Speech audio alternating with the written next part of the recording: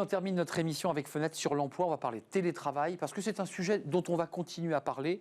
Et si ce télétravail encourageait l'internationalisation des contrats. Et ça, c'est un sujet que vous portez, Julien Morisson. Exactement. Ravi de vous accueillir pour cette première émission. Vous êtes le cofondateur de Chasseurs de Jobs et des Années Folles. Chasseurs de Jobs, qui sont ces indépendants qui vont accompagner les demandeurs d'emploi. Puis les Années Folles, c'est de l'influence. Il faut être précis. Alors, vous êtes intéressé à ce sujet parce que vous vous êtes dit, mais effectivement, oui, pas de télétravail, pas de candidat. C'est ce qu'on lit, en tout cas, régulièrement dans la presse, c'est ce qu'on lit aussi sur les réseaux sociaux. Désormais, les candidats donnent un peu le là. Chaque entreprise cherche péniblement et durement à avoir des candidats. Et ceux-ci disent, il n'y a pas de télétravail, et bien écoute, je ne viendrai pas chez toi, je ne viendrai pas postuler chez toi. Et on voit que c'est un phénomène qui prend un peu de l'ampleur. Alors du coup, on a des entreprises, notamment des startups, mais pas que, qui se sont dit, eh bien, finalement, moi, je suis à Paris, mais ça ne me pose pas de problème que mon salarié travaille à Marseille ou à Toulon. Je vais le voir une fois par mois. Il viendra le matin, l'après-midi ou le soir. À partir du moment où le travail est fait, bon, du coup, c'est OK pour moi. Ça veut dire que ça se dit aussi avec une augmentation de salaire. Tout ça, il y a des enjeux. Parce que là, vous me parlez de Toulon, vous me parlez de Marseille. Jusque-là, bon, on est sur le contrat français en France. Mais si mon service, l'entreprise, mon service comptable, tiens, je vais le faire en Bulgarie en télétravail. Après tout, ça marche très bien. C'est 2 fois moins cher. Alors, disons que... Non, mais si je veux... C'est une bonne remarque. Alors, l'aspect positif, on va commencer par le positif. Ouais, commençons par le vert. Soyons un peu... C'est la rentrée, bon sang. Les Français sont toujours un peu... Mais on a effectivement beaucoup de GAFAM qui recrutent qui recrutent des Français en France et qui ont la capacité de pouvoir payer plus. On parle de 20, 30, 40% d'augmentation avec des grands groupes qui ont de plus en plus de mal à s'aligner et qui devront réfléchir à des politiques RH différentes. Donc ça, c'est le côté, effectivement, qui est positif, qui va critiquer. C'est pas le salarié qui va payer 30% de plus, qui va dire non, parce que mes collègues à moi sont moins payés, donc je vais rester avec moi. Bah non, il va accepter, voyons, ça me paraît être du bon sens.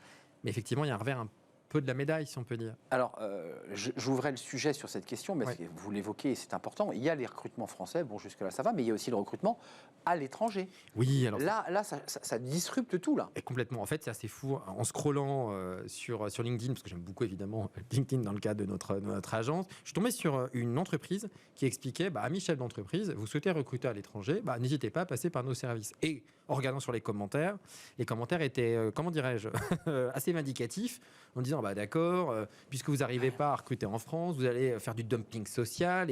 Et en fait, l'entreprise, elle est assez simple. C'est une entreprise de portage qui dit, mais vous voulez aller en Angleterre, appuyez-vous sur une entreprise de portage en Angleterre. Mais vous voulez aller en Bulgarie, appuyez-vous sur une entreprise de portage en Bulgarie. Je me suis dit, oui, mon fameux salarié qui est à Marseille, puisqu'il va voir son patron qu'une fois. Finalement, le patron va se dire, mais que je vois mon salarié une fois qu'il soit à Marseille, que demain il soit à Sofia ou à Sao Paulo, finalement, ça ne change pas grand-chose à la donne. Sauf la durée de voyage pour rejoindre une fois par mois l'entreprise. Oui, c'est pas... Si on prend les transports collectifs, effectivement, de Sao Paulo, ça va coûter un peu plus cher que le Navigo. Mais c'est que vous dites qu'il faut avoir une logique beaucoup plus internationale, finalement. C'est le pari que font certains. Exactement. J'ai trouvé que c'était assez malin dans l'approche en disant, mais finalement, à partir du moment où on va transcender... Le télétravail, je pense qu'il faut comprendre. Le télétravail transcende les distances et transcende même les frontières. Jusqu'à présent, on avait... Internet, d'ailleurs. Internet, exactement. Entraînant le télétravail. Exactement. Avant, on avait, lié notamment à la directive Bolkestein, la possibilité pour des gens de faire détacher. Mais parce qu'ils venaient en France.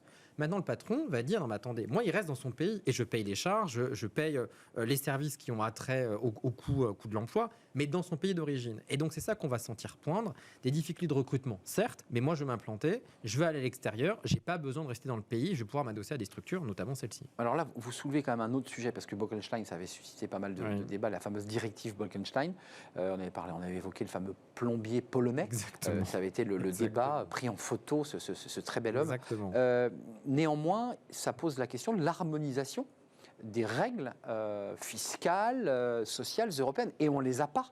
Ça veut dire que ça devient intéressant pour un salarié bulgare d'être en télétravail pour l'entreprise française. Exactement, parce qu'on peut imaginer que l'entreprise française, elle paiera plus que s'il restait travailler pour le bulgare. Et souvenez-vous ce que je dis tout à l'heure, je vous ai dit, mais si Facebook ou si Amazon paye plus cher le français va être très content.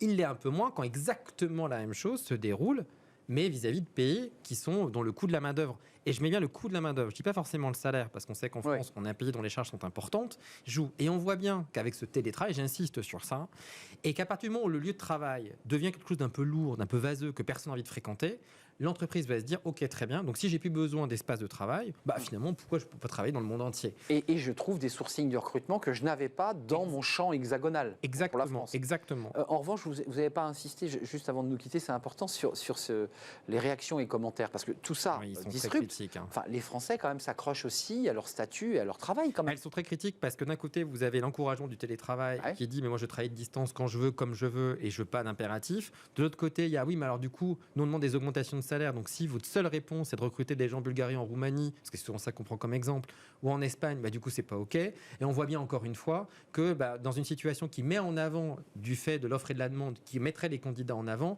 les chefs d'entreprise jouent encore à un jeu de dumping social. Ce qui n'est pas tout à fait vrai. C'est ce qu'ils craignent, en tout cas. C'est ce qu'ils craignent. Et ce que je trouve intéressant, c'est de dire finalement, et si les entreprises qui ne permettaient pas, qui permettaient, on va dire, de sauver, alors les emplois, c'est un peu excessif, mais en tout cas, on sait que Tesla, on sait que de plus en plus d'entreprises, notamment JP Morgan, dans les analyses, considèrent, elles, que le télétravail, en fait, n'a pas fait des gains de productivité et veulent revenir à une situation.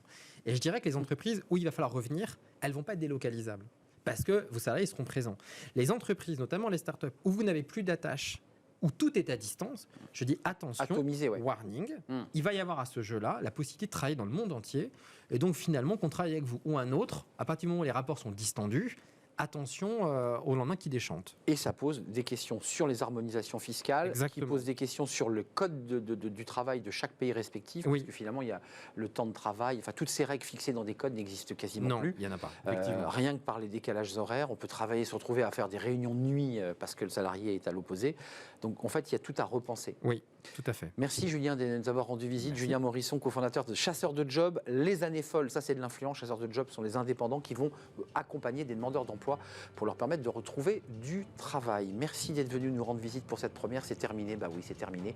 Merci à toute l'équipe. Merci à Ulysse qui était à la réalisation. Merci à Thibaut Ausson.